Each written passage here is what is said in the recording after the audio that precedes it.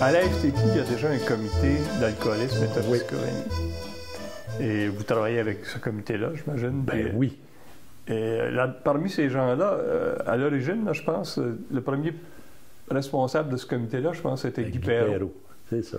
Parlons-nous de lui. Ça a-tu été quelqu'un que d'abord, tu ne connaissais pas avant? Non. Et comment tu as perçu ce gars-là? Puis, d'abord, il y avait tout pour nous séparer.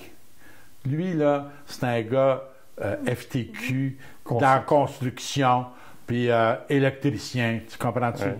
Moi, j'étais un ML réformé, un télo, petit bourgeois. Je dis, qu'est-ce qu'il vient faire là? On s'est rencontrés, puis on s'est entendu. Puis là, je dois avouer que Guy Perrault m'a fait l'histoire du mouvement syndical dans la construction. Tu sais, on allait là, à Gatineau, on allait à Québec, puis tout ça. C'est qu'en route... En route, il me faisait l'histoire.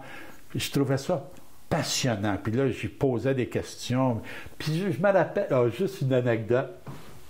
C'était le temps où les premiers téléphones cellulaires ont fait leur apparition. Des grosses affaires. Oui!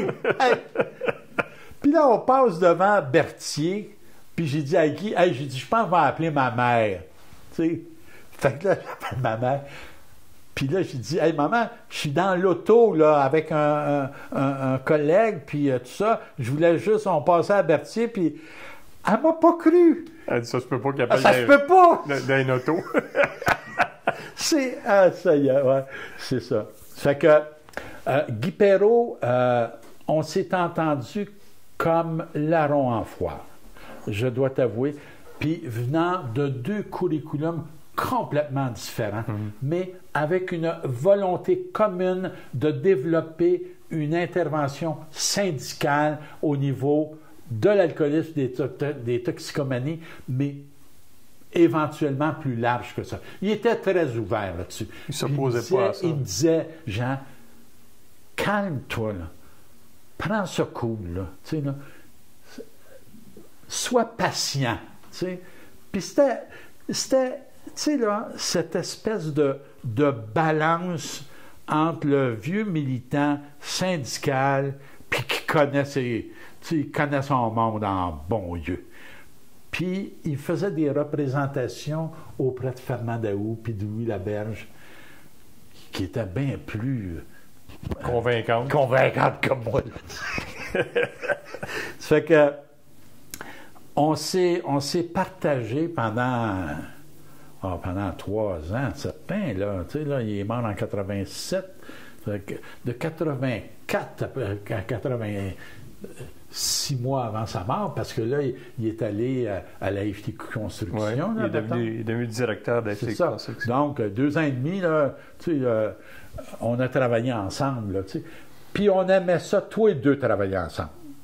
Tu sais, là, malgré toutes nos différences, c'était... Mais ça t'a probablement fait t'enraciner davantage dans la famille FTQ.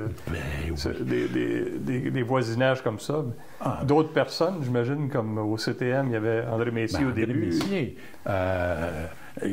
Michel Brouillette, Guimond. Normand Guimond. C'était tous des gens que je vénérais, puis que je trouvais bien plus articulé que moi, là, tu sais, là, au niveau de la connaissance, au niveau de... Puis il y avait toi aussi, là, tu sais, il y avait une espèce de... Les gens pouvaient avoir des divergences, mais l'organisation passait avant tout, là, tu sais. Puis c'est là où Guy me disait, calme-toi, tu sais. Puis André Messier, qui est parti pas bien longtemps après que je sois arrivé. Il est allé au SCFP. Il est allé au SCFP. Mais c'était comme un peu le dirigeant du CTM puis qu'on suivait. Puis après ça, Guy Cousineau est arrivé. Puis avec Guy, là, c'était une association extraordinaire. Moi, je me rappellerai, là, tu sais, à 5 heures, là, on discutait de ça. Puis Guy me faisait parler, puis je construisais dans ma tête, puis il donnait plein d'éléments pour que je comprenne davantage le mouvement syndical. Là, tu sais, j'ai eu des maîtres à penser multiples, mais qui m'ont... ouais, c'est ça. OK. Et là, ça se met en place peu à peu, le réseau s'élargit. Oui. Et ça a commencé par une expérience pilote avec des gens de Johnson & Johnson, mais très, très vite, ça s'est... Alors là, de plus en plus de syndicats avaient leurs propres délégués sociaux, c'est ça? C'est ça. C'est un réseau qui a pris quelle ampleur à ce moment-là? Dans la région de Montréal, mettons, là, de 84 à 87, 88, il y avait 300 personnes là, qui avaient suivi le cours, puis qui étaient impliqués dans leur syndicat.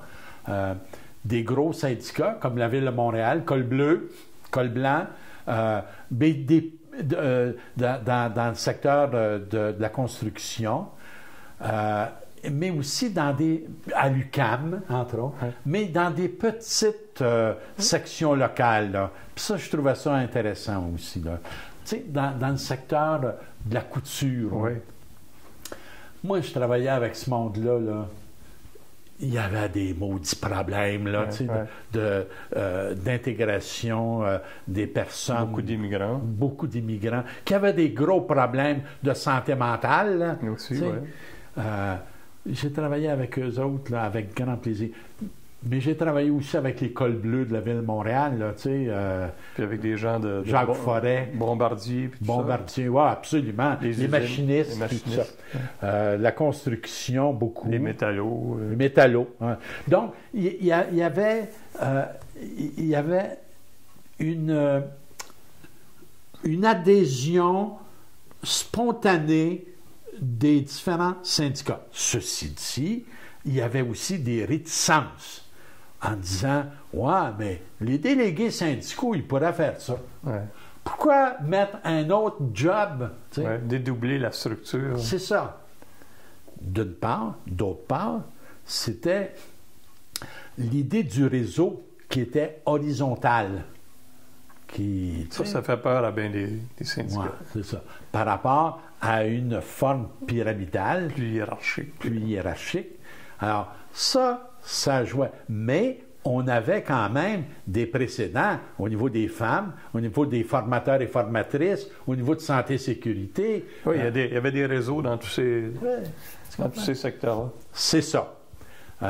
Donc, on s'est appuyé là-dessus, puis ça s'est développé parce que c'était un besoin, là. C'est pas parce que le cours était bon. À travers tout le réseau, là, parce que ça s'est répandu partout au Québec, tu dois voir surgir des militants, des militantes qui ont des apports ou des contributions dans leur milieu assez exceptionnels. Moi, je prends le cas de Pierre Bouchard, qui est à Chibougamau, qui est dans une entreprise de traitement du bois. Là. Et il est rendu président de son syndicat. C'est un formateur délégué social, Pierre Bouchard. Il n'est pas juste délégué social, c'est un formateur. Hein? C'est un formateur. Ça, là, c'est un gars qui nous est arrivé de Chibougamau. Puis qui dit, moi, ça m'intéresse, délégué social, parce qu'il dit dans le shop, là, il y a plein de monde qui ont des gros problèmes. Puis, pas juste des problèmes de toxicomanie. Il y en avait, là, mais problèmes de santé mentale. Puis, Pierre, il est tout petit, là, tu sais, il est gros de puce, là. Mais il y a une reconnaissance dans le milieu comme quoi, là, tu niaises pas avec Pierre. Tu sais, là. Et moi, je me rappelle, à un moment donné, il dit, j'avais un gars, un bon travailleur, qui a développé des sensibilités et qui, à un moment donné, arrive avec un gun, puis qui voulait tuer du monde, qui... schizophrène un peu, là, tu sais. Et c'est petit Pierre qui a dit « Hey, madame, viens avec moi, on va discuter de ça. » Puis là, vraiment bien contrôlé. Mais le gars, il avait un gun, là, tu sais. Puis petit Pierre, il s'en était bien tiré, là. C'est quelqu'un qui est dévoué, qui fait le lien entre le mouvement syndical puis son rôle de délégué social. Et,